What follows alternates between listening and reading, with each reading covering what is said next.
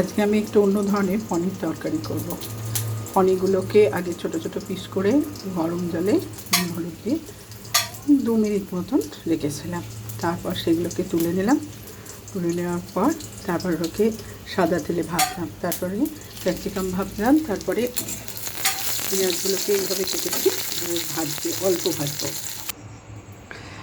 এটা কাজু বাদাম কিশমিশ 5-6টা কাজু বাদাম, 5-6টা কিশমিশ, আদা, আধখানা টমেটো, এটা পেস্ট করেছি। মশলাটা কষবো।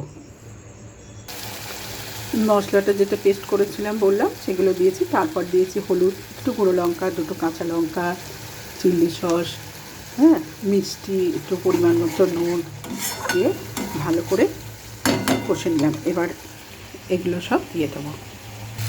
এবার একটু ভালো করে কষে নেব 2 মিনিট। আমি কিন্তু আর জল দিলাম না। এটা হচ্ছে পনির কষা।